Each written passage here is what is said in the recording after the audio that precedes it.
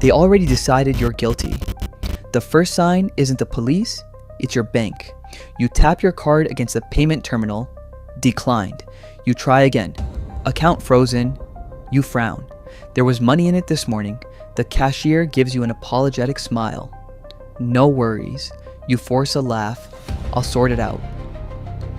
The moment you step outside, your phone loses service. Not weak signal, no signal. Then, your smartwatch powers off.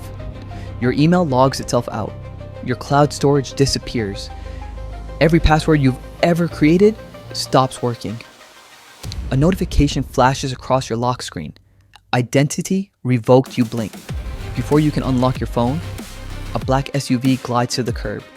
Then another. Doors open. Men and women in tactical gear pour out. No sirens, no shouting. Just absolute precision. One points directly at you. Hands where I can see them. Pedestrians scatter. You raise your hands. There has to be some mistake. A woman wearing an earpiece walks towards you.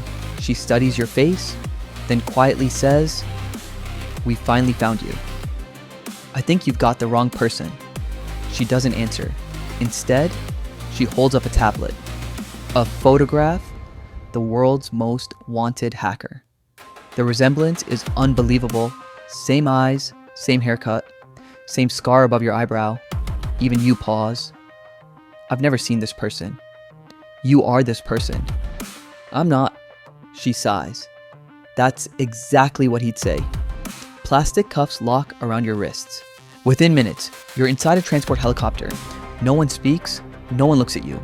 Every agent treats you as though you've already confessed. After an hour, the helicopter lands underground, miles beneath the surface, steel doors, concrete walls, no windows.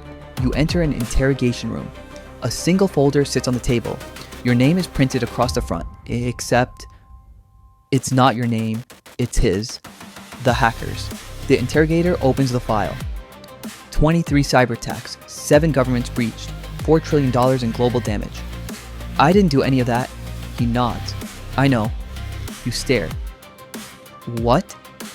He leans forward. "We know you're innocent." Your shoulders relax. "Then let me go." He slowly closes the folder. "We can't." "Why not?" "Because the real hacker wants the world to believe we caught him." Silence. And the moment we announce your release, he disappears forever. Your stomach drops. "So I'm just supposed to stay here?" He looks genuinely sorry. "No, we're asking you to become him." Before you can answer, every light in the facility goes out. Emergency alarms erupt. Red lights begin flashing. Then every monitor in the room powers on by itself. A face appears, blurred, digitally distorted. A synthesized voice calmly says, "You arrested the wrong man." A pause. "But he'll do." The screen fills with a countdown. 0 hours, 59 minutes, 59 seconds. Exactly 1 hour. Then one final sentence appears. "If he leaves that room alive, the internet dies." The man who stole your face. The countdown begins. 59, 58. No one in the room moves. Every agent is staring at the screen. The distorted voice laughs softly. "I spent 20 years making the world afraid of me. And today, they finally arrested someone." The screen changes. A live satellite image, power stations, undersea cable routes, financial exchanges, military communication networks, every major digital artery on Earth. Tiny red circles begin appearing. Hundreds, then thousands. The hacker speaks again. When the timer reaches 0, every one of them disappears. The room erupts into motion. Analysts rush to their terminals. Military officers shout coordinates. Cyber teams begin typing faster than you've ever seen. Nothing works. The hacker anticipated every response. The interrogator turns to you. "We've tried chasing him for 12 years. We've never even heard his real voice." "Why are you telling me this?" "Because he built this attack around you." You freeze. "What do you mean?" He places another folder on the table. Inside are photographs.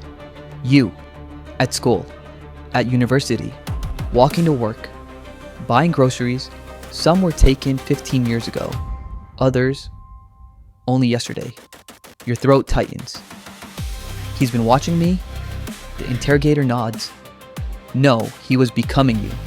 Every haircut, every scar, every habit. The hacker didn't randomly resemble you. He spent decades making himself indistinguishable from you. The screen flickers again. The distorted face leans closer. I needed someone the world would believe. Someone ordinary, someone kind, someone no one would question. The realization hits you.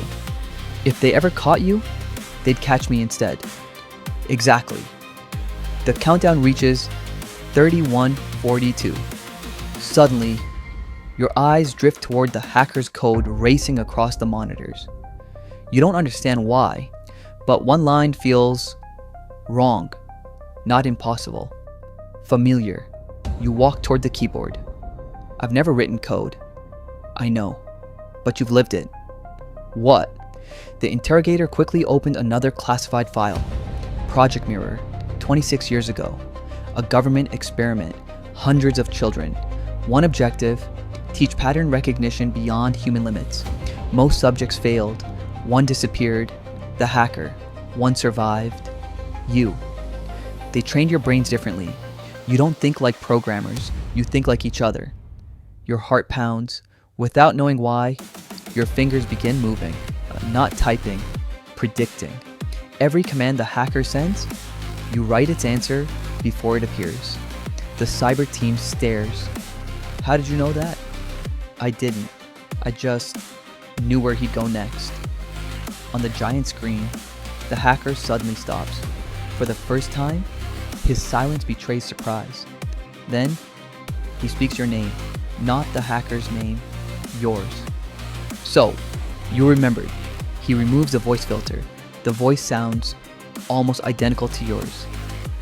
I always wondered which one of us they'd believe. The countdown reaches 0007. The room braces. You don't.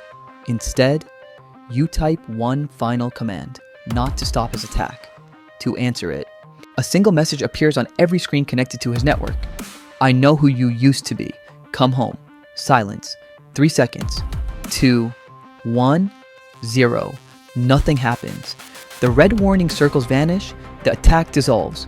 Across the world, lights stay on. Banks remain open. Airports continue operating. The internet survives. The hacker's connection quietly disconnects. No explosion. No final threat. Just gone. Weeks later, every charge against you is erased. Officially, you never existed. The world is told the hacker escaped. Again. Sometimes, you still wonder where he is, whether he's still wearing your face, or whether, after all those years pretending to be you, he finally remembered who he really was. Because in the end, the world's most dangerous hacker wasn't defeated by better code or bigger governments. He was defeated by the only person who could recognize the humanity he'd spent a lifetime trying to erase.